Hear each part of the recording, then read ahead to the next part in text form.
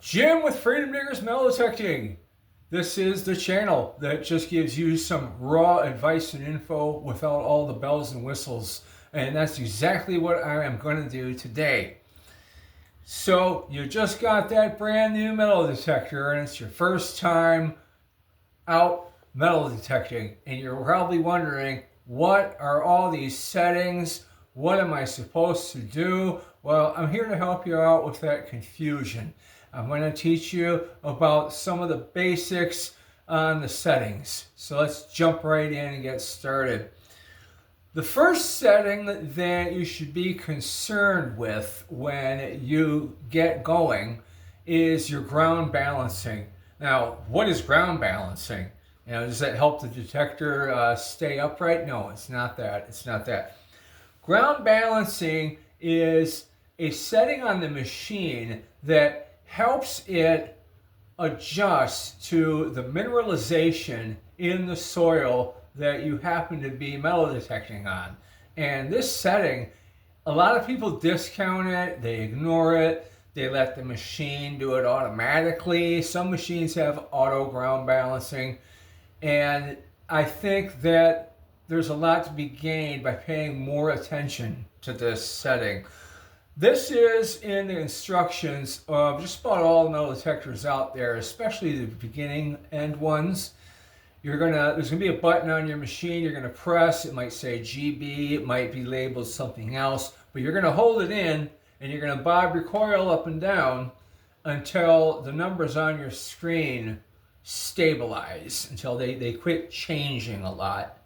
And once you do that, you're ground balanced. But what's very important is before you do that, swing your coil over the ground you're going to balance to and make sure there's no targets in the area that you're bobbing your coil up and down over. Find a clear spot before you go ahead and do this.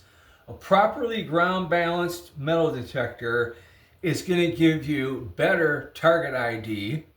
It's going to be a lot more stable. It's not going to chatter and chirp and give you false readings all the time. And there's nothing more annoying than a metal detector that's going bleep, bloop, bleep, bleep, bleep, bleep, bleep when you're trying to figure out what's what. It's annoying to me, and I've been doing this a long time.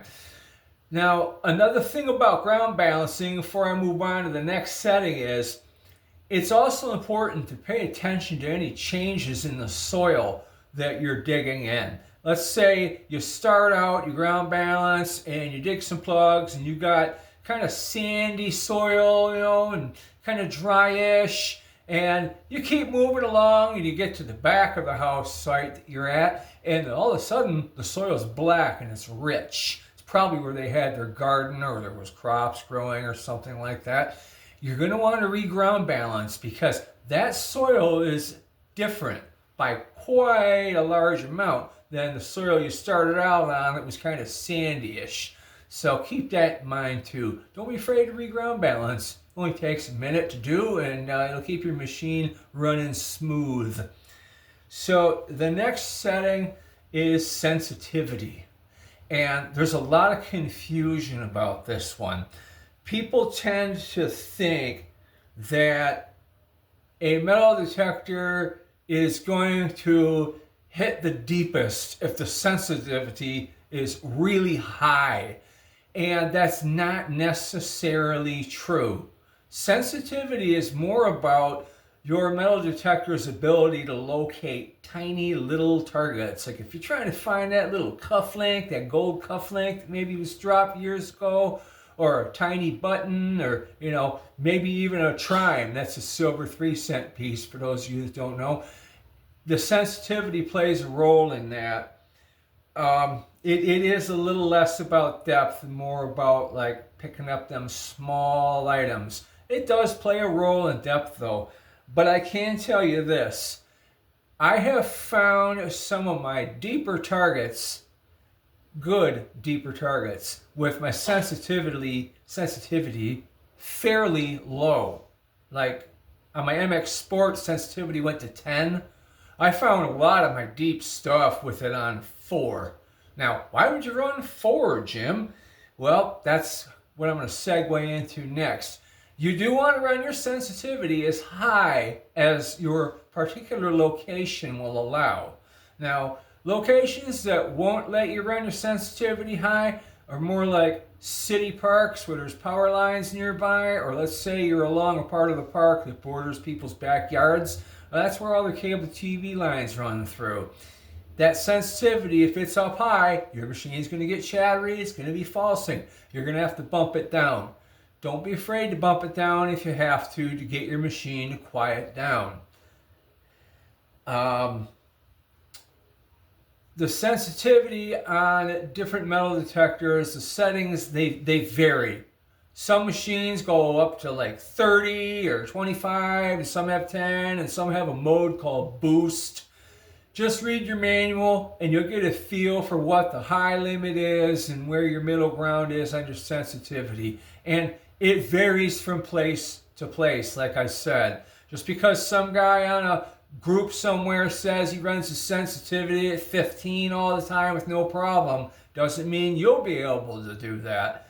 So keep that in mind. There's no constant on that setting. So let's move into discrimination. And this one's pretty important. To be honest with you, some people, they like to run a lot of discrimination. What is discrimination? Discrimination is telling your metal detector to ignore certain items. You're discriminating them, like your pull tabs and your shredded up pieces of can, that's can slaw, iron, your nails, things like that. Keep in mind though, if you look at your chart that came with your metal detector, it shows what range different targets fall in. If you're discriminating out one thing, you may be ignoring some others that are in the same range.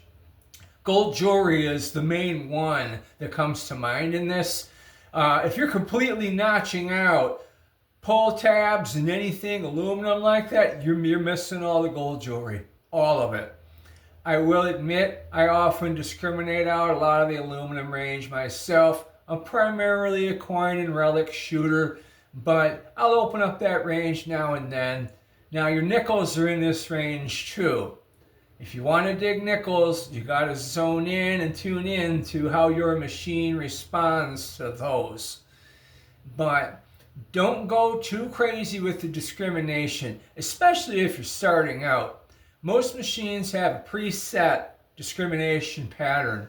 Run that and it'll allow you to get used to how your machine responds to different targets. Then, once you get an ear for them, you can start notching them out and saying, all right, I don't want to hear about this anymore or that anymore. Now, another thing about discrimination that's important though. Let's say you want to be able to find an Indian head penny. We all want to find one of them, right? Of course you do. Well, you're actually going to open up that zone on your machine. Now, Indian head pennies, they hit in the same zone as your modern copper-coated zinc Lincoln penny. And most people try to discriminate them out because they're pretty annoying. But you're going to miss those Indian head pennies.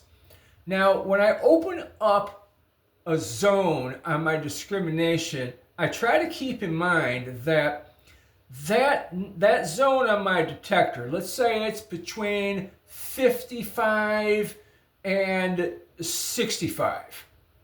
All right. What am I looking for in that range on a particular detector? Well, on my MX Sport, that would have been the Indian head penny range. I think that's the same on like a Garrett AT Pro and some of the others. It's in that area. But keep in mind, if you're notching out everything below 55 and you come across a Indian head penny that's sort of laying in the ground on edge or tilted sideways, it might hit at about 54 or even 53. And if you've got your discrimination starting out at VDI 55, guess what? You're probably going to miss it. That's also why it's important when you swing over targets to kind of swing several times and change the angle from which you're swinging from. but that's a subject of a whole other video, which I'm going to be making pretty soon, I think. So this one's kind of aimed at the beginners to help you get started out. If there's more stuff that you guys want to see that's going to help you along, you got questions, don't be afraid to ask. That's why this channel exists. I'm not here to make money. I'm just here to help people out because I remember what it was like to be a beginner and want that help and having a hard time kind of finding someone that would really zero in on exactly what I was wondering about. So hopefully I got in that zone for you on this video.